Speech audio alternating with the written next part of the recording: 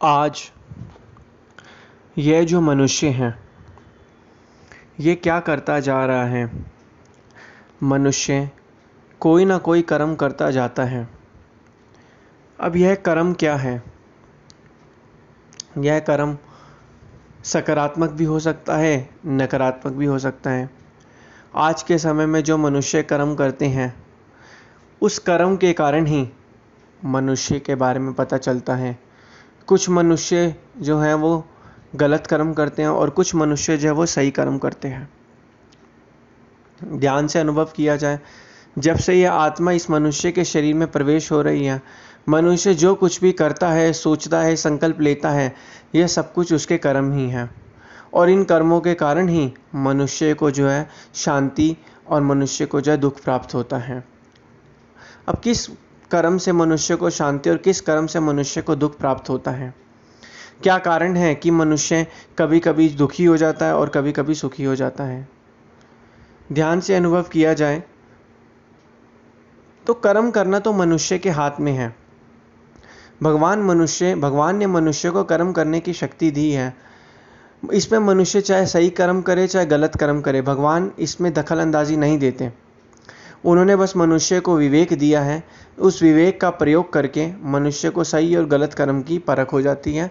उसके बाद मनुष्य जो है कर्म करता है। भगवान किसी भी मनुष्य के कर्म में दखल अंदाजी नहीं करते। तो कहने का तात्पर्य है, भगवान ने हमें सिर्फ कर्म करने की शक्ति दी है। जब से आत्मा जो है इस शरीर में प्रवेश हुई है तब से लेके अब तक जो भी हम सोचते हैं, विचार करते हैं, काम करते हैं, कुछ बोलते हैं, सुनते हैं, श्रवण करते हैं, ये सब कुछ हमारे कर्म ही होते हैं। लेकिन अब कैसे पता चलेगा कि कौन से कर्म शुभ हैं और कौन से कर्म अशुभ हैं? कहते हैं कि किसी ऐसे कर्म को जब हम करते हैं जिससे दूसरा बंदा जो है, गरीब लोग जो है वो खुश हो जाता है, तो इसका मतलब हमारे वो कर्म जो हैं वो सकारात्मक कर्म है। और कोई ऐसा कर्म करते हैं जब हम जिससे किसी का दिल दुखे, तो वह नकारात्मक कर्म है। तो कहने का तात्पर्य यही है कि जो भी हम कर्म करते हैं वह कर्म बहुत ही सोच समझ कर हमें करना चाहिए, क्योंकि कर्म का फल तो है जो हमें मिलता ही मिलता है। और जब तक हम इस संसार में हैं, जब तक हमारे कर्म बराबर नहीं हो जाते, तब तक हम इस संसार में बार बार आते रहेंगे और अपने कर्मों को जो है बराबर करते जाएंगे। आज हम देखते हैं कि कुछ मनुष्य जो इतने अमीर होते हैं, ऐसा क्यों होता है? उनके पास ऐसा पैसा कैसे है? क्योंकि उन्होंने पिछले जन्म में कई लोगों को दान पुण्य किया था, कई लोगों की मदद की थी, तभी आज उनके पास जो है पैसा है। तो कहने का तात्पर्य यही है कि कर्म किस तरीके से करने चाहिए। एक बार की बात है, एक आदमी एक तट पर बैठकर जो है मछली पकड़ रहा था। उसने जब मछली पकड़ी तो मछली उसके पास आ गई। ऐसे में उधर से एक ताकतवर इंसान जो था वहाँ से गुजर रहा था। उसने देखा कि इस जो है आदमी ने मछली पकड़ी, तो उसने उस ताकतवर इंसान ने उस आदमी से उसकी मछली छीन ली और वह वहाँ से चल दिया। जाते जाते जो मछली थी वो ज़िंदा थी, तो उस मछली ने उस आदमी के हाथ पे काट लिया, उंगली पर काट लिया। फिर थोड़े समय बाद जब वो ताकतवर आदमी मछली लेकर घर पहुंचा तो उसने देखा कि उसकी उंगली में दर्द है, जख्म हो गया है। जख्म जो है वो सूखने का नाम ही नहीं ले रहा था, ठीक होने का नाम ही नहीं ले रहा था। फिर उसके बाद वो तुरंत ही डॉक्टर के पास गया। डॉक्टर ने उसे कहा कि इसमें तो जहर फैल चुका है, तो आपकी उंगली काटनी पड़ेगी। तो उन्होंने क्या किया, उसकी उंगली काट दी।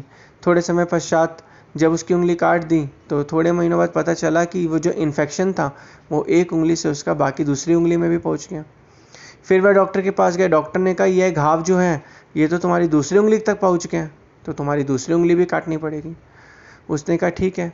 फिर उसके बाद थोड़े महीनों बाद जब उंगली कटवाने का तो डॉक्टर के पास गया, तो डॉक्टर ने कहा तुम्हारा जहर तो पूरे हाथ में फैल गया है, तो तुम्हारा पूरा पंजा काटना पड़ेगा।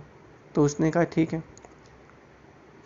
फिर उसके बाद थोड़े महीनों बाद फिर वो डॉक्टर के पास गया, तो डॉक्टर फिर उसको दर्द हुआ, तो डॉक्टर ने कहा यह जहर तो तुम्हारे पूरी हाथ में बाजू में फैल चुका, तुम्हारी बाजू काटनी पड़ेगी। तो ऐसे में डॉक्टर भी हैरान हो गया कि ये हो क्या रहा है। डॉक्टर ने उससे पूछा पहले तुम मुझे ये बताओ कि तुमने किसी के साथ कोई गलत कर्म तो नहीं किया कि तुम बार बार आ रहे हो यहाँ पे? पहले उंगली कटी, फिर उसके बाद है तुम्हारा हाथ कटा, फिर पंजा कटा और अब बाजू। तो उसने कहा नहीं, मैंने ऐसा कुछ नहीं किया। एक बार की बात है, मैं कहीं जा रहा था तो किसी जो आदमी था उसने मछली पकड़ी थी, तो मैंने उससे मछली उसकी छीन ली थी। तो डॉक्टर ने कहा यही है, इसी कारण ही तुम क्या कहते हैं कर्म जो है भोग रहे हो, क्योंकि तुमने उस गरीब को सताया था, तो वही कर्म का फल जो है तुम्हें आज मिल रहा है, यही तुम कर्म इसी चक्कर में जो है भोग रहे हो। तो यह बात सुनकर पहलवान जो था, ताकतवर इंसान, उसको समझ आई। तो फिर जब वो गया, बाद में थोड़े समय बाद पश्चात वो उसी आदमी के पास दोबारा गया और उससे माफ़ी मांगी। उसने कहा उस आदमी को कि मुझे माफ़ कर दीजिए, मैंने उस समय आपकी मछली छीन ली और उससे ही कारण मेरी आज एक उंगली से मेरी पूरी बाजू तक कट गई है। तो मैं क्या करूं? आप मुझे बताइए, आपने मुझे उस समय क्या श्राप दिया था जिस कारण क्या कहते हैं मेरा ये हाल हो गया? उसने कहा भाई, मैंने तो आपको कोई ऐसा श्राप नहीं दिया, मैंने तो सिर्फ भगवान को यही कहा था कि हे भगवान, आज इस आदमी ने जो है मुझे परेशान किया, इसका फल आप इसे ज़रूर देना। तो उसने कहा कि मुझे आज ये फल मिल गया है, मैंने आपको परेशान किया और आज मेरा जो है पूरी उंगली से लेके बाजू तक पूरी कट गई है। तो कहने का तात्पर्य यही है कि कहते हैं कि कभी भी किसी गरीब को सताना नहीं चाहिए। गरीब को सताने से गरीब की हाय लग जाती है और उस हाय को हटाना ही बहुत मुश्किल हो जाता है। तभी जो है वक़्त के संत महापुरुष यही फरमाते हैं कि जितना हो सके परमार्थ करो, लोगों की मदद करो, लोगों का हमेशा अच्छा सोचो, मन तन कर्म और वचन से सभी लोगों की अच्छाई सोचो, किसी के बारे में बुरा मत सोचो, क्योंकि जो हम सोचते हैं, संकल्प भी लेते हैं, वह भी कर्म में जो है बदल जाता है। लोगों की मदद करो, लोगों को दान पुण्य करो, क्योंकि जितना हम लोगों की मदद करेंगे, दान पुण्य करेंगे, कहते हैं कि कर्मा इज़ बैक, वो कर्मा जो है वापस लौट कर हमारे पास ज़रूर आता है किसी न किसी रूप में। जितना हम लोगों की मदद करेंगे, उतना जो है हमें आंतरिक शांति, आत्मिक शांति मिलती रहेगी, क्योंकि परमार्थ करना ही इस जीवन का जो असली लक्ष्य है, असली उद्देश्य है। तो जितना हो सके हमें जो है वो कर्म करते रहना चाहिए, परमपिता परमात्मा की बंदगी करते रहना चाहिए, कर्मों को सोच समझ के करना चाहिए। कर्म को करने से पहले पहले उसका निचोड़ देखना चाहिए कि इसका फल जो है मुझे बाद में क्या मिलेगा। अब आपको पता है कि जब आप बाइक तेज़ चलाओगे, स्कूटी तेज़ चलाओगे, तो एक्सीडेंट होने के चांस ही चांस हैं। आपको इस चीज़ का पता है, तो पहले ही आप इस चीज़ को धीरे चलाओगे। अगर आपको पता होते हुए भी कि ज़्यादा तेज़ चलाने से एक्सीडेंट होता है, बंदा मर सकता है, तो तब भी आप तेज़ चला रहे हो, तो उससे बड़ी गलती और किसी की भी नहीं है। तो कहने का तात्पर्य यही है कि कर्म क्या है, कर्म जो है वो हमारे हाथों में ही है। अब वो किस तरीके से हमने उस कर्म को करना है, ये इस पर डिपेंड करता है।